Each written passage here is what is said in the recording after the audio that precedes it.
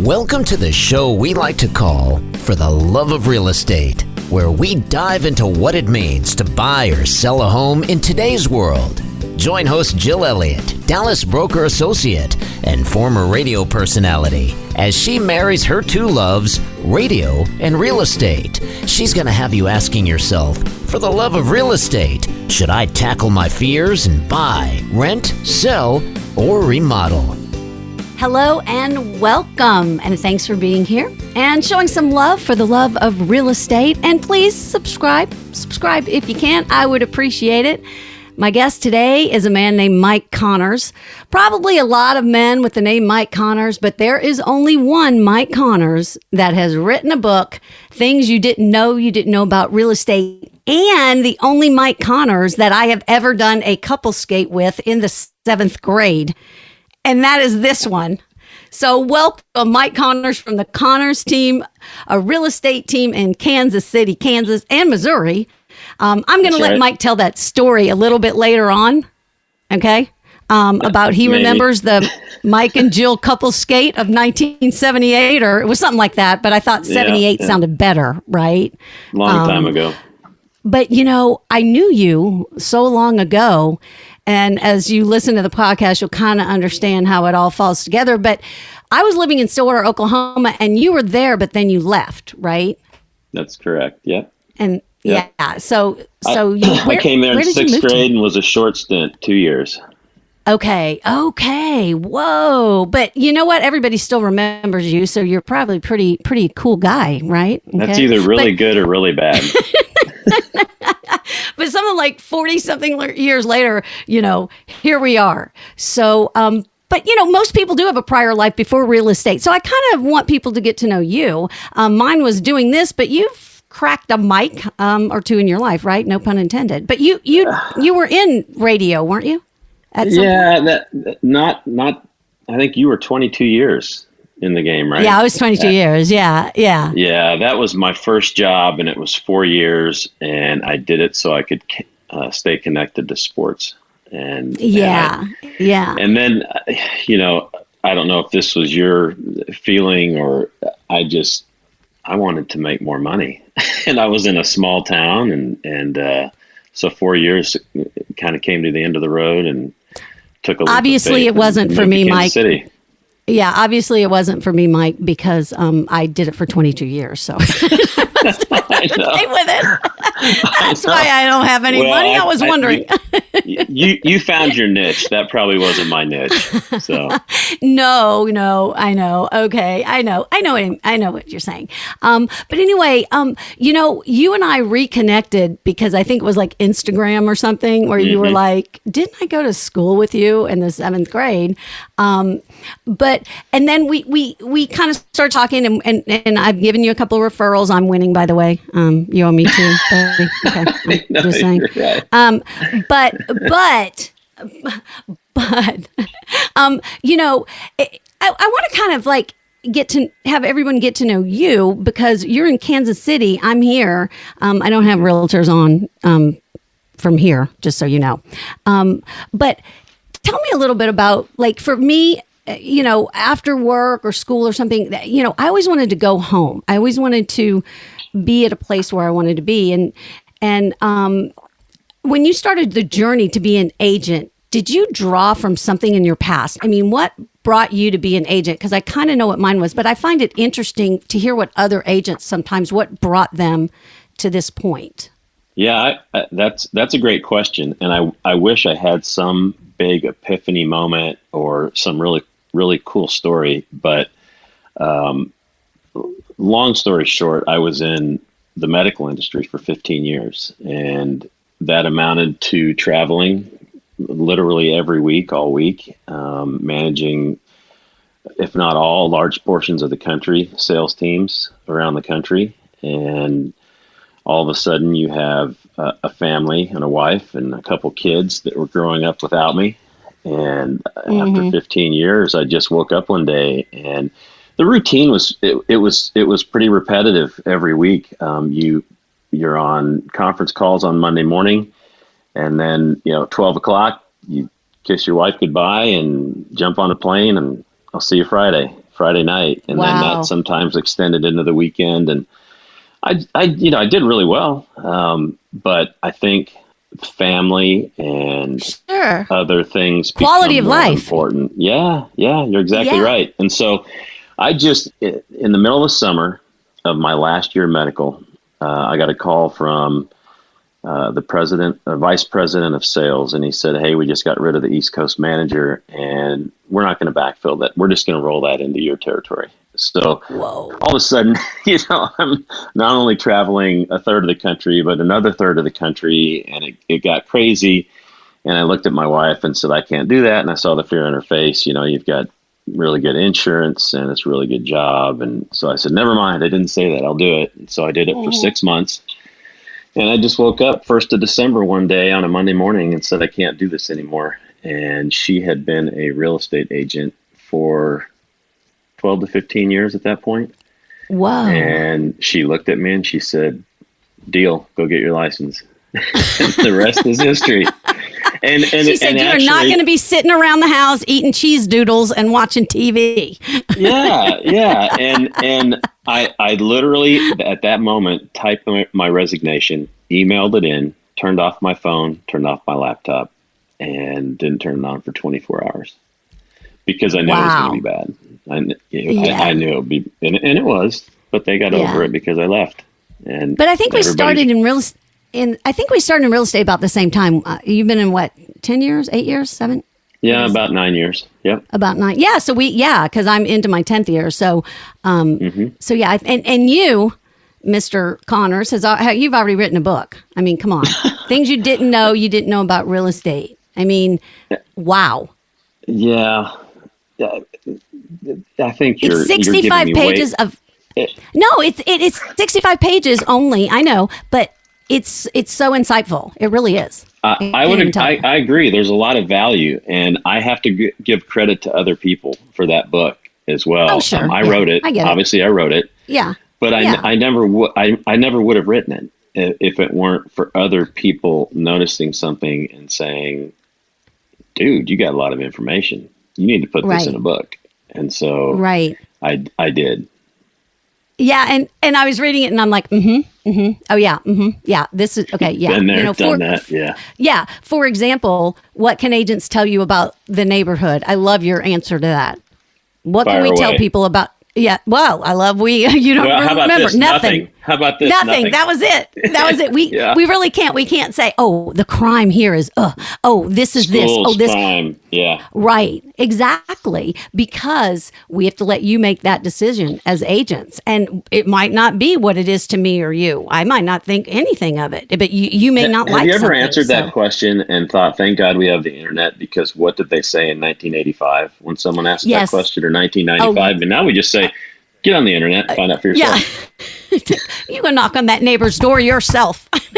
That's right. Drive through the neighborhood at 5:30 in the afternoon, see what it's like. And I do like it though, but you pretty much put a little disclaimer in there that was for the Kansas City market, but most of it applies to most areas. But I do like that part. It doesn't add much value, and one of which is a pool, because deep in the heart of Texas, pools are really important. I know. But maybe Kansas City, I can see, because it's a whole different climate, really. Well, Here they'll put it's a 40 pool- degrees right now, and it's warm for right now. So Oh my gosh! Wow, we're going to hit like 75 today, right? It's December, wanna hear it. so I know. You just never know, but another was that I thought was funny was corner lots, which I have a pool and a corner lot. So really, I was feeling really bad about myself for a moment, and then I realized where I lived. yeah, right. because we get and I guarantee it, we get a lot of this, which is when people move here, they always say, "Well, where is my land?"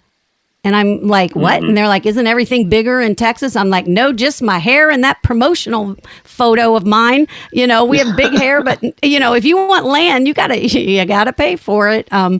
But do people kind of think that sometimes of Kansas? Because I might, land, space, scarecrows, tin men, Yorkies. It depends. Yeah, it depends. It depends on just who the client is, and there is a lot of open country around here, obviously.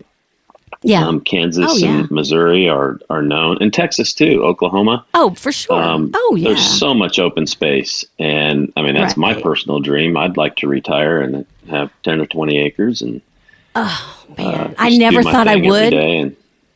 But I would totally now. That's what age does for you, Mike. I think so. It really is. Yeah, it's. I mean, there is though. There's a ton to this book. It's on Amazon, right? So if you're a buyer or seller, it's totally worth it. And of course, one of the many perks of working with you is you actually give that to people, right? I do, and I should go back and say, Jill, kind of how you are marrying your two loves together of. And that's how the podcast has come about with radio and real estate. It's interesting for me. I can probably go all the way back to being in medical as kind of the genesis for the book without knowing it at the time, because I came out of that industry and I'd been in it for so long. You know, obviously before that 15 years, I'd sold as an individual rep for a while, and you do well, they put you into management, and then you make less money and wear 15 hats, and it's craziness. But I knew everything about the industry. And when I got into real estate, I knew nothing.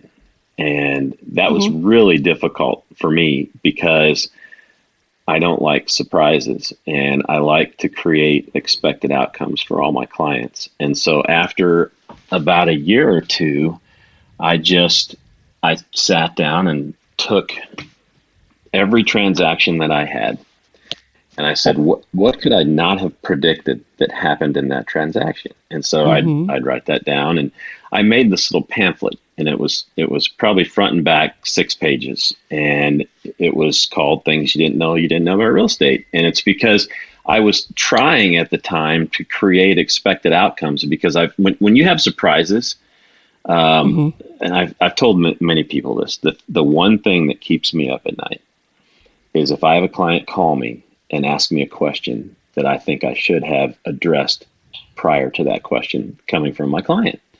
We're here to make things easy. And the best compliment we can get is to get to the end of a transaction and say, gosh, I know you were working with 20 or 30 people, but I felt like I was your only person and you were available all the time. And so I put this little pamphlet together, and it was just a really cheap and expensive, easy way for me to try to eliminate a few of the trapdoors and a few of the surprises. And more often than not, people would get to the end or something would happen in the middle, and they'd say, hey, I read about that in your pamphlet. And all of a sudden you find out that when they read about it or knew about it up front, and it might have been a negative surprise, all of a sudden it's not devastating, and they're not angry because they've already thought about that, or it was already brought up. And so it evolved into a book because my wife, who's way smarter than I am, said, "Oh, thank God." Yeah, she read it, and it was required reading for all my clients, and just this little pamphlet. And she said, there's a lot of value in this thing. You should put this into a book. You should write a book, and with this very same name. And smart people, when they get good ideas thrown their way, what do? They laughed, and I kind of laughed and said, I'm not going to write a book. And a year later, there it was. I gave in, and I think it has provided lots and lots of value. And I have lots of agents in Kansas City that use it, and they hand it out to their clients. I've spoken at several offices about it. And the cool thing, so I don't know what you ordered off Amazon. Does it have my name on the front? Well, I don't know. I don't have it in front of me. I mean, I do carry it around with me everywhere I go, Mike, but I just don't have it here in my little studio. There's 2 versions of it. And one of them is there really? Yeah, one of them is there is no we, I, me, contact the Connors team. And my name as the author is not on the front. And so it's basically, as the author, I have to have my name on it, and it's kind of hidden on an inside page somewhere, but it's unbranded. So other agents can use it as just a value add for their clients. So, oh my gosh, that's like brilliant too. So I didn't know that you were so nice and brilliant. Oh, good. That came from your wife? Jill, I'm not. It did. It came from my wife. Yeah. See, now where's the moral of the story? Wait, the moral of the story here is always listen to your wife. Okay, we got it. That's it. Wrap it up. No, I'm kidding. Outkick the coverage. Yeah. That's right. And I did, definitely. I guess, getting back to all of the things and little surprises and things like that. I think what I learned through like just real estate in general is there's always going to be something in the transaction that does come up 9 times out of 10, right? Something Yep. that comes up that you weren't really expecting, but I mean, it just does. So, I mean, when you're out there and you are showing homes, let's say, like one time, I know this is like crazy, but I was showing a short sale once, and this was like in 2012 or 13. So this was, I mean, a while ago, and house, it was a mess, and I walked into the child's bedroom or playroom or something, and there was this train table and set, and it was like a Thomas the Train set, and there was some little Batman toys on the floor, and I had just moved here. So my move across the country was kind of in the forefront, and it was just me and my son. I was getting remarried, and I realized just all of a sudden that could have been me. Like, and it freaked me out because I saw these little, Batman things, and because right before I left Atlanta, let's just say, the house sold by the grace of God at that time, and otherwise it may have been a different story. And I just wanted to grab those toys and just, find that kid or that person and say, look, I got this for you, and I know the client that I was with, luckily he was like, are you okay? Because it was evident, like it freaked me out, Well, you said it. I've listened to several of your podcasts, and you have said it many times. And this is which are extremely good, by the way. I love listening to them, and you've said it many times. This is an extremely emotional business, and I think most agents that have done it for a while, they will go in initially and talk to someone, and the phrase should come out of their mouth: try your best to view this as a business transaction. It's not personal. Oh, for sure. But the bottom line is, it is personal, and it is. Whether you're a buyer or you're a seller, you're reaching into your own pocket for things. People are critiquing things about you that they mean nothing to them, but mean everything to you. So I think as hard as we try to make it a transaction, it's never just a business transaction. And it's that 1 or 2 clients I've had ever that 100% made it a business transaction. It just made the whole process easier on their end, not my end, but on their end. And that's what we're trying to do, is we're trying to make it. But sometimes things just, easy. Come up, happen. Better. Just that's why I hope that from this, people just take a little something from it and understand that we understand too. I know if you're moving, as I said, you might have 20 years of your life in that house. I don't really expect it all in one day. I don't expect you to jump up and, it's hard. And as I said in my first podcast, when you finally just close that door, it can be emotional, very much so. So we'll try not to be so sappy right here, and you can go ahead and tell your skate story. Are you going to do it? I guess I can. Come on, what happened? Yeah. Mike told me this story, and I was like, you want to go here? I mean, that's so long ago. Okay. So, I was, how would I describe myself? I think, all I cared about growing up were sports, and that didn't change until I was about 25 years old, and, had been the football, basketball, baseball every year of you my were the life. stud. Yeah. No. But what that meant was I had time for nothing else. And so I was scared to death of girls. Right. I mean, and still am, but that's beside the point. But I recall at a skating rink, and I was there with a mutual friend of ours, and I knew of you, but I didn't know you. And it was a couple skate, and I was sitting there, and you came sliding in at 1,000 miles an hour and did a little screech stop in front of me and grabbed my hand and said, "Let's go." And I thought, okay, I can get through this. You go around in a circle a couple of times and you hold hands. And we got 2 steps onto the rink and you flipped around and threw your arms around my neck and skated backwards. And I think I probably froze like a deer in the headlights for the next what's 3 funny minutes. about that? Yeah, what's so funny about that is you're telling me that, and I'm like, I remember. Yeah, Mike, I remember that. You don't remember. You don't remember that because it wasn't traumatic for you. It was for me. That's why. And then what? Did I? Well, it's not like and then we never talked again. Is that basically? I don't remember the rest of the night, to be honest. You know what though? It's funny though. I did mention to our mutual middle school and high school. Well, my high school too, buddy Blaine Douglas. I'm like, Yeah. Hey, you know what? I've been in contact with that Mike Connors dude, and he was like, here exactly what Blaine said. I kid you not. I'm still way better looking than him, right? And I'm like, well, yeah, Blaney, by a mile. No one can compete with you. Correct answer. Correct answer. I do want to say this though, Mike. You were really incredible helping a couple of my referrals. One of them, I know, like, as we know, life throws us curveballs, right? And you helped my friend, and by the grace of God, you got it. Not all realtors get it, and I'm telling you, I think it was just priceless. So I do thank you for helping them, and I'll always send referrals your way, and maybe you should think about doing the same. Okay, but And you all know I'm kidding. I'm if kidding. you're 2 up on me, right? I know. I know, right? Plus, you're helping. You're helping my sister's husband. He has a house there, of all things, and I'm like, oh my gosh, I've got your guy, and you're about to, close that one. Yep. So I do. I appreciate that. Like this is, as you said, a relationship business. And if I know that somebody's moving to a certain area, I want to help them find somebody that can help them.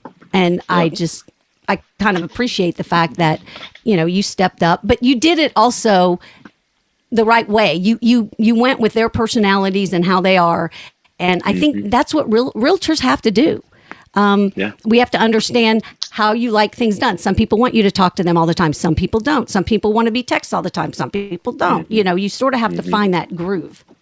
Yeah. And it's interesting too. Every client's different. And that's illustrated just in the 2 referrals that you sent me, because your brother-in-law is extremely up to date and versed on the process and how it goes, and no hand holding at all. And he knew how to get his house ready. And, on the flip side, you've got another client you sent me that we talked every day and walked through every step, and completely different, not bad, not good, just different. And so you're right. You've got to flex, and you've got to read people, and you've got to know how much to interject and when to interject. And I think I know this is said too often, but 51% psychologist and 49% real estate agent. Absolutely, because there so many things can go wrong in that instant. And you know what? And as much as sometimes when people say, "Oh, I watch HGTV all the time," a lot of times that scares me. Wait a minute, but there is one thing that I say, but notice something for sure. So, and I did a little bit of research on it. Like, let's just use the Property Brothers or Chip and Joanna or whoever you want to use. But in those, there's always a conflict. Have you noticed? Hey, we have to call them and tell them that they're going to owe another $85,000 or something like that to redo Jill, this that's wall. because it's a TV show. Well, I know, but here's the thing. Here's the thing, though. It's always that. And actually, do you know that on those shows, they have money in the background? Like, if you're going to be on that show, you have to have 25, 30 grand just sitting there just in case they need it, because they're just not going to stop the project, right? So again, that is probably the only thing to me that's real life when you're talking about HGTV is that there's always a conflict. So because I think a lot of people do expect perfection, and as much as we try to do that, there's, like you said, so many moving parts between title and lenders. and finding the house, and then, oh gosh, we don't even have time to go into the inspections. So those are all things that you're going to have to do. That could be an entire show one day. Oh, and it will, because don't you want to come back? You know what? Something that crosses. I do, sure. The thing that crosses my mind when you say this, though, just what you were saying is, it's the good and the bad, and that's one word or one sentence, and it's because we're dealing with humans. And somebody says, "Well, that's a brand new construction house. Why would this problem have happened?" And the easy answer is because it was built by humans. And then on the flip side, the good side is people. All of our clients are different, and people are different. And at the end of the day, they're all humans. And I think you look for. If you approach our business from a standpoint of, I'm dealing with a person that has feelings and emotions, and most of which I won't even know, I think you can never have a bad outcome. So it's really not as you and I say us being you and I as agents, it's not about us. It's about everybody we work for, and that's kind of how that's how we've driven our little team. I've got a small team, and we are all about, very simple motto: pick up your phone and do what you say you're going to do. And if you do that, I think you put yourself out in front of most agents out there. Oh, absolutely. But I love the business from a human standpoint. Wow, isn't that the truth? Because as you said, before, your life every day was the same, every week was the same, and that is the one thing that I did like about radio. Every day our show was different, right? Every day my life is different, and I think that's one of the draws of many that drew me to this business. And there are a lot of agents out there now. I mean, we're a dime a dozen. Let's face it. I don't know about your market, but everybody's getting into the business here. But the 80-20 rule applies in our business too. Yeah. 80% of the business is done by 20% of the agents. Yeah. And I think it might even be 90-10. So I think sometimes, yeah, for sure. Because, sometimes it's quite gut wrenching, but then, oh my gosh, I mean, the rewards, and when I see just the happiness or the people that have worked so hard to get there, it's amazing. Nothing better. What you go through. Nothing better. Because I do think home ownership, it's yours. And even with all the issues, like you mentioned new builds. Oh man, I had 2 roof leaks the first year of my new build. We had all, it was like, finally I was like, we got to get out of this house so we can work. But it's just a different set of issues. You're always going to have issues, but I wouldn't trade it. I wouldn't trade it at all. Because I love, I just think it's great when you can love where, you come home to. And you know what the definition of love is, don't you, Mike? Fill me in. Come on, Mike. You listened to my show and you don't remember? I did. And it was right at the beginning of the very first one. You're going to have to, I didn't memorize it, but fire away. It is sacrifice, which you love a little, you sacrifice a little, you love a lot, you sacrifice a lot. And you have sacrificed practically an hour of your time, your busy time for me. And I cannot thank you enough. Would I redeem myself if I said that dawned on you as you were sitting in church? Is that right? Yes. Okay. Yeah. You just redeemed yourself. Yes, completely. Okay. Thank you. Good. Awesome. Really, I still need to find you 2 referrals, but I'm happy. That's right. That's right. I mean, what? Like no one's moving from Kansas City to Dallas. I mean, the entire country's moving to Dallas. we got to get out of the pandemic before we move out of state. I know, right? That's probably a whole nother show, isn't it? It really is. I mean, there are so many more shows. I mean, we haven't even gotten a chance to talk about the Kansas City Chiefs yet. You think they're going to go to the Super Bowl? Well, I live in Kansas City, so that's my first hint. Of course they are. All right. And next time we'll talk about my cool client that bought a home here that's on that team that lives there now. I know. He's one of our linebackers. Yeah. I know. How cool is that? So, okay. Promise me that you'll come back because I would love to have you. Okay. Sure. All right. Thanks so much for being here. Mike Connors of the Connors team, a fantastic group of agents to help you in Kansas City for residential real estate. I look forward to having you back. Sounds good. Thank you. Thank you for tuning into For the Love of Real Estate. If you enjoyed today's show, head over to fortheloveofrealestate.biz to join the conversation, access the show notes, and sign up for our newsletter.